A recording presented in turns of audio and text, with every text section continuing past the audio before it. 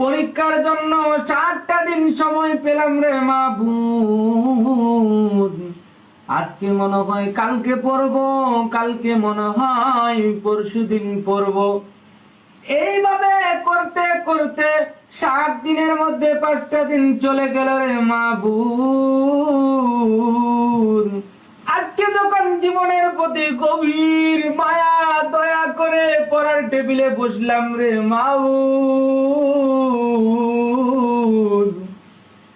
একবার বিছানাটাকে আয় বাবা, একবার শুয়ে যা, একবার মোবাইলটাকে আয় রে বাবা একটু চাপাচাপি করে যা।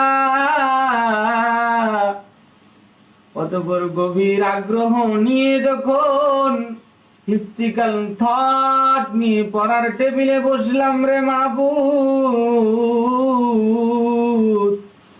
একবার পড়ি উমায়া খেলাফত, আরেকবার পড়ি আব্বাসীয় খেলাফত। পড়তে পড়তে জীবনের প্রতি মায়া দয়া না করে বুঝতে পারি রে মাবুদ, তাদের পতনের ঘন্টা কত নিষ্ঠুর, কত নির্মম ছিল। আয় রব্বুল আলামিন, আজকে আমি ফাঁকিবাজি করেছি, পড়ি নাই,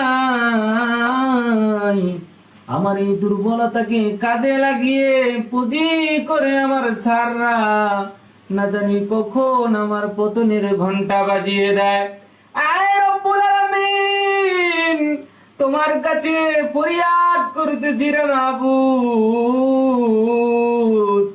এইবার আমার মেধাকে খুলে দাও, পরবর্তী সময়ে আর আমি ফাঁকিবাজি করব না।